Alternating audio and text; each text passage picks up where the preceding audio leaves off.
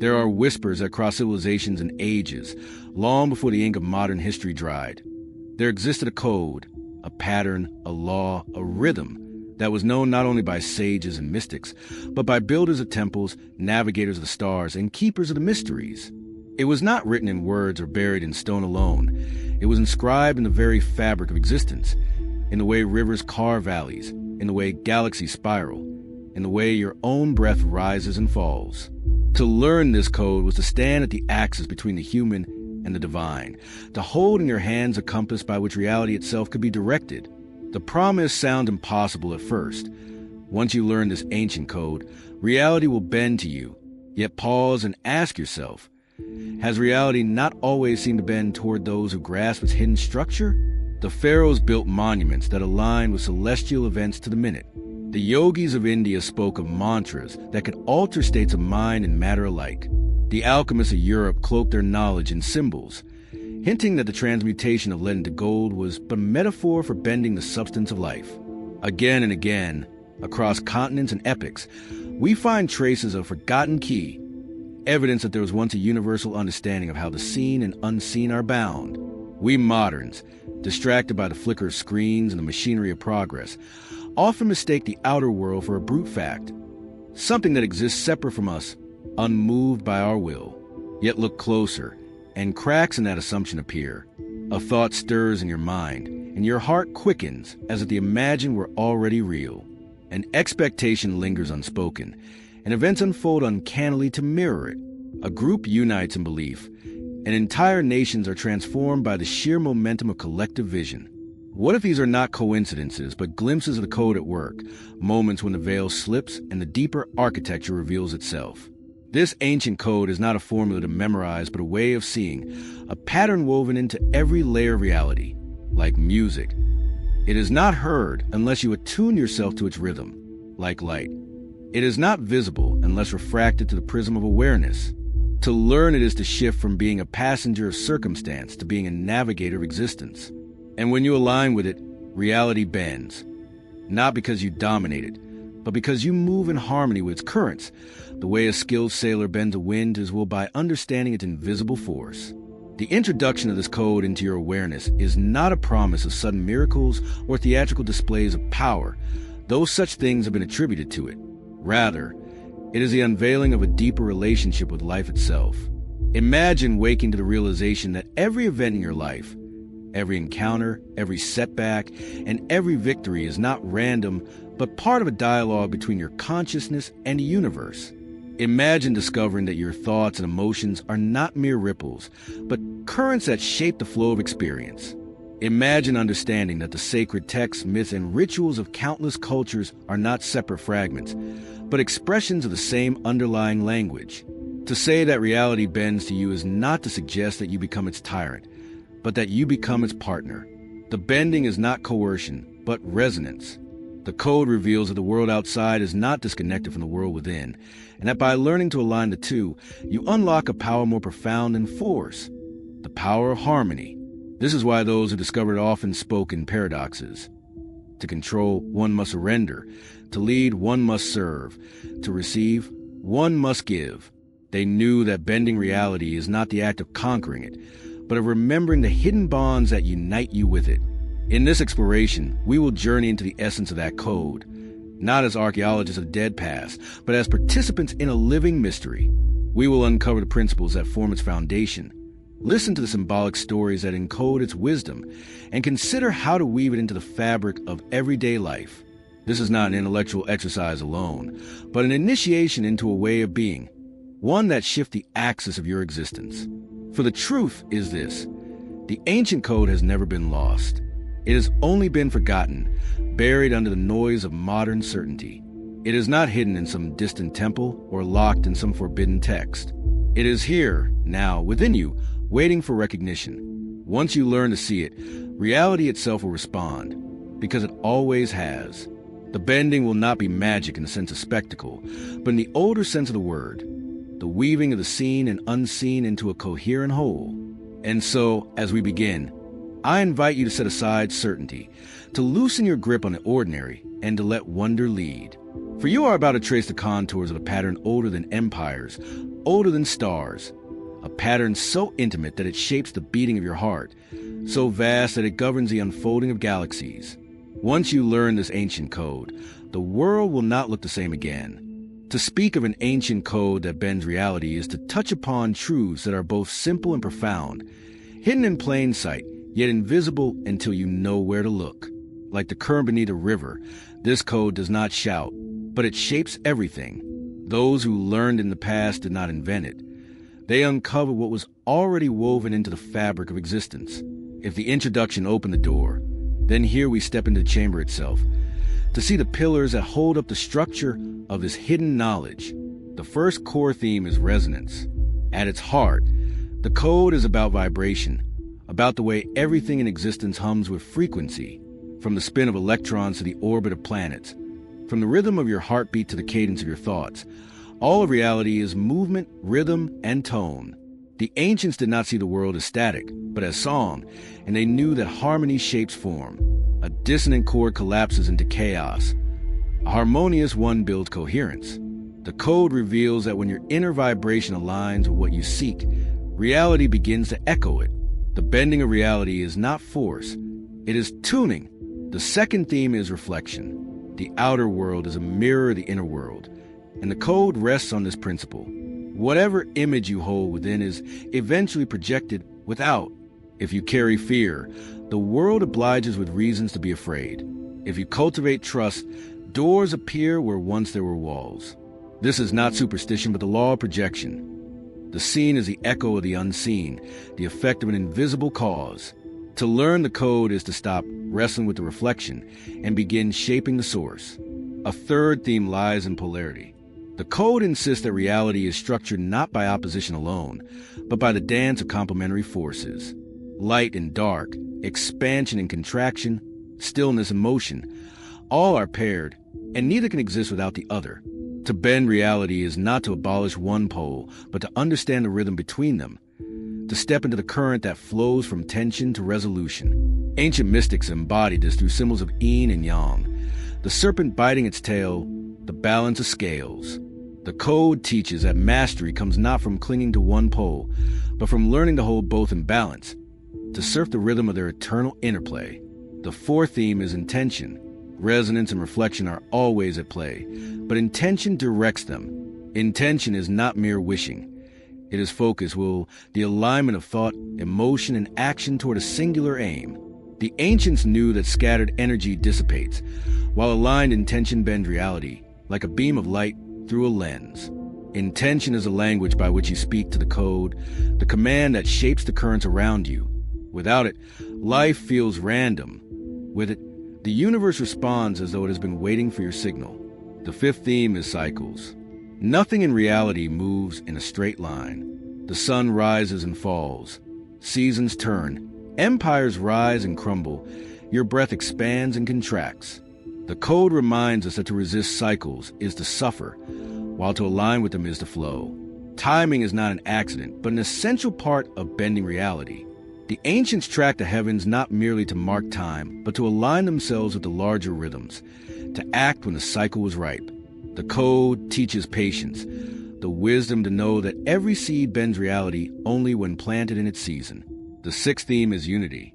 Beneath resonance, reflection, polarity, intention, and cycles lies the truth that everything is connected. The code is not fragments, but a single living pattern.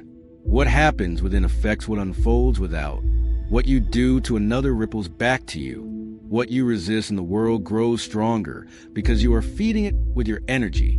The ancients saw this unity as sacred law, the golden thread weaving gods and mortals, stars and stones, into one vast organism.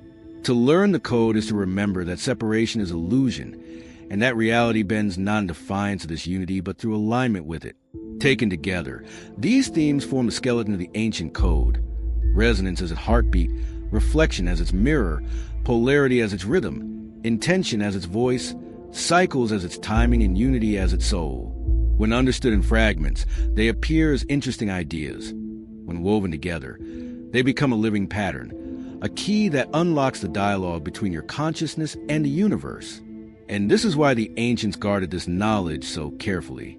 To bend reality is not to dominate it, but to participate in its unfolding with awareness.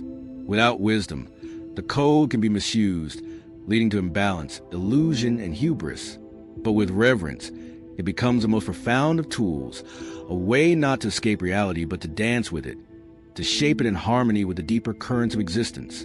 Now that we have outlined the core pillars of the code, the next step is to enter the realm of story and symbol. For the ancients did not teach these truths in dry lectures, but through myth, allegory, and ritual. It is in those stories that the code comes alive, shimmering with meaning beyond words. The ancients rarely delivered their deepest knowledge in plain words. They hid it in stories, wrapped it in allegories, cloaked it in symbols that spoke to the imagination more than the intellect. For they knew that truth which enters only the mind can be forgotten, but truth that enters through symbol lodges in the soul, awakening across lifetimes. If the ancient code could bend reality, then it was never meant to be reduced to formula alone. It had to be lived, felt, embodied, and so they taught it through myth. One of the oldest stories that echoes this code is that of the weaver. In many traditions, there is an image of a woman at a loom, weaving the threads of destiny. The Greeks called her Clotho, one of the Moirai, spinning the thread of each human life. The Egyptians envisioned Neith, the goddess who wove creation itself upon her loom. The Navajo tell of Spider-Woman, spinning the web of reality. The loom is no mere tool. It is a symbol of the code. Each thread is resonance, each pattern reflection, each tension of warp and web polarity, each deliberate motion intention, each completed tapestry is cycle fulfilled. To learn the code is to realize that you are not merely a thread, but also the weaver, shaping the pattern of your own reality. Another story, passed down in the Hermetic traditions, is that of the mirror of the world. It was said that the universe is a great mirror, and whatever is placed before it must return in kind. A man who gazes into the mirror with fear will see monsters reflected back. A woman who gazes with trust will see beauty rise before her. This story encoded the principle of reflection. Reality is not neutral. It is responsive, pliable, echoing back the images you project upon it. The ancients told it this way so that even a child could grasp the lesson. Change what you see in the mirror by changing what you place before it. Consider also the story of polarity found in countless myths of twins or pair deities. In Mesopotamia, there was Enlil and Enki. In Egypt, Horus and Set. In Vedic lore, the duality of Devas and Asuras. These were not simply tales of sibling rivalry or cosmic battle. They were symbolic expressions of the code's law of polarity, light and shadow, order and chaos, expansion and contraction. Each must exist for the other to have meaning. To learn the code was to stop resisting the shadow and instead use its tension to propel growth, just as an archer must draw the bowstring back to send the arrow forward. Cycles, too, were taught in story. The myth of Persephone descending into the underworld and rising again in spring was not just about agriculture. It was a symbolic narrative of cycles. Life itself bent to the rhythm of descent and ascent, death and rebirth, endings and beginnings. To learn the code was to accept the descent as sacred, to know that no winter is without its coming spring. The ancients embedded this truth in ritual festivals, so entire cultures live by the rhythm of the code, not merely individuals. And then there are the stories of intention, the magician, the shaman, the prophet who speaks a word and the world reshapes itself. In the biblical tradition, God says, "Let there be light," and there is light. In Egyptian myth, Ta creates through the thought of his heart and the utterance of his tongue. In the Vedas, the primordial sound Om reverberates, birthing the cosmos. These are not myths of supernatural beings alone. They are symbolic reminders that intention, spoken with clarity and alignment, shapes reality. The code lives in the breath, in the word, in the focus of consciousness. But perhaps the most powerful symbolic story is not ancient at all. It is your own life. Think of the times a lesson has repeated for you, over and over, wearing different faces yet carrying the same core. Think of the relationships that mirrored back to you what you could not see in yourself.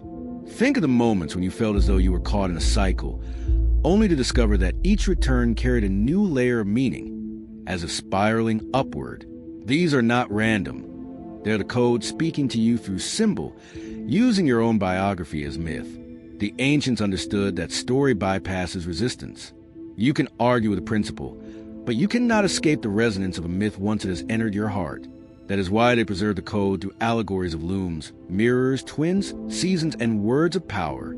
They knew that long after temples crumbled and empires fell, these stories would still whisper the secret. That reality is not fixed, but fluid, bending to those who learn the pattern beneath it. And so, as you listen to these narratives, you are not just learning about other cultures or distant times. You are remembering. You are recognizing that the same code those ancients wove into story is alive in you now, waiting to be applied, waiting to be lived. The code is not meant to linger in the clouds of myth or the marble halls of philosophy. Its true power reveals itself only when it enters the marrow of your daily life. The ancients did not keep these teachings alive merely to entertain or to inspire. They passed them forward because they knew that reality bends most visibly when the code is lived, breathed, and embodied. Begin with resonance. The moment you wake, the vibration you carry colors the day ahead. If you rise in heaviness, the world will mirror that density back. If you rise with gratitude, the world begins to shimmer with possibility. Integration means paying attention to the subtle music you emit, knowing that life responds like an echo. This is not about forcing joy, but about tuning awareness. Recognizing when you are dissonant, pausing, and gently bringing yourself back into harmony. Music, silence, breath, prayer, or even a simple act of kindness can retune your frequency. And when you shift within, the outer projection rearranges itself to match. Reflection enters every encounter. When someone provokes you, the code invites you to look beyond the surface conflict and ask, what in me is being shown? When you feel inspired by another's light, you're also seeing your own unacknowledged brilliance reflected. This shift transforms relationships from battlegrounds of blame into mirrors of growth. Integration here means that instead of endlessly trying to change others, you recognize the code's wisdom. Change the inner lens, and the outer reflection bends. Polarity calls you to embrace the full spectrum of life rather than resisting half of it. In practice, this means that when darkness enters, grief, loss, despair, you do not run. You sit with it, knowing it is part of the code's rhythm, that the bowstring must be drawn back before the arrow can fly. When joy floods you, you savor it, not clinging desperately, but honoring it as one pole of the eternal dance. Integration means living without rejecting the shadow or idolizing the light, but instead finding the wisdom in their interplay. This grants you balance, resilience, and a sense of being carried by the deeper rhythm rather than crushed by it. Intention becomes the most immediate tool for bending reality.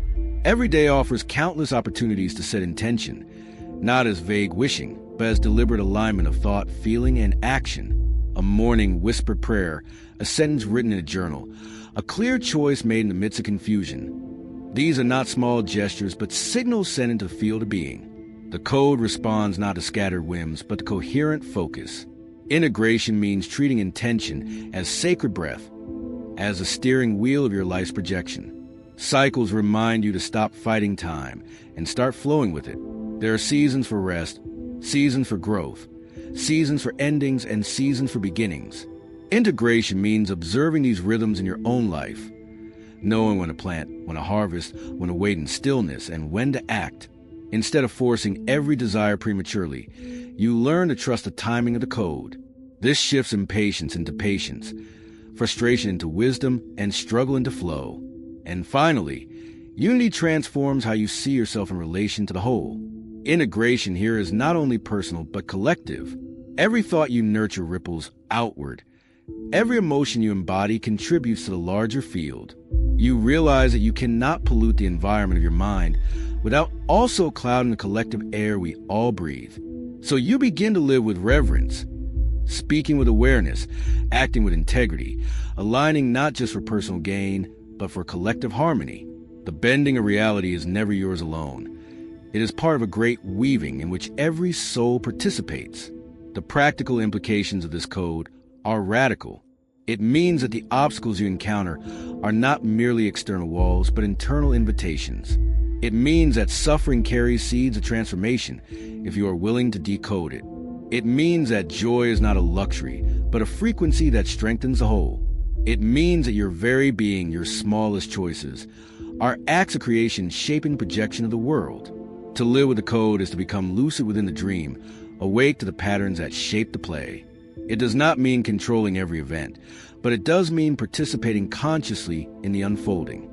You stop being a victim of chance and become a partner with reality itself. This is not an escape from life, but a deeper immersion into it. For when you live with the code, every moment, mundane or magnificent, becomes sacred. The journey we have taken together has circled around one truth, a truth whispered in myths, encoded in symbols, inscribed in the very patterns of existence. There's a code, ancient and eternal, that underlies all things. Once you learn it, not as an intellectual curiosity, but as a living rhythm, you discover that reality is not an unyielding prison, but a pliable fabric, bending in response to your awareness, your resonance, your intention. This is not the promise of spectacle, though wonders may unfold. It is a promise of alignment, the quiet but staggering realization that you are not merely drifting on the current of life, but shaping it from within. The ancient code is not foreign to you. It has always been present, woven into your heartbeat, your breath, your dreams, your longings. What the sages called resonance, reflection, polarity, intention, cycles, and unity are not abstract principles, but truths already alive in your daily experience. The code is less something to acquire than something to remember. And yet, remembrance brings responsibility. Once you know that your beliefs shape the reflection you see, can you continue to feed the world with thoughts of scarcity, fear, and division? Once you know that intention directs the flow of energy, can you afford to live aimlessly, scattering your will across distractions? Once you know that unity binds every action to the whole, can you pretend that your choices affect only you? The code empowers, but it also humbles. It reminds you that bending reality is not about domination but participation, not about control but harmony. The transformational call is this: live awake. Do not drift as though life were happening to you. Do not sleep through the cycles, ignoring the invitations they bring. Do not treat your thoughts, emotions, and intentions as trivial, for they are the very threads through which the fabric of your reality is woven. Instead, walk as though every step is dialogue with the universe. Speak as though every word casts ripples into eternity. Choose as though every act is part of the great weaving of humanity's future. Because it is. Living this way does not remove suffering, but it infuses it with meaning. It does not erase joy, but it magnifies it. For you begin to see joy as the resonance of truth. It does not guarantee ease, but it grants depth, courage, and the quiet assurance that even in darkness, you are aligned with a larger rhythm. And slowly, almost imperceptibly, the world bends. Not because you forced it, but because you tune yourself to the ancient pattern it was always following. Imagine, then, what becomes possible if not only individuals but entire communities remembered the code. Imagine societies that align their cycles with nature rather than exploiting them, economies that flow with the rhythm of reciprocity rather than hoarding, cultures that honor polarity instead of waging endless war against shadow. Imagine humanity awakening to its role not as blind consumer reality, but as conscious co-weaver of it. The code, once remembered, is not merely personal power but collective salvation. So here you stand at a threshold.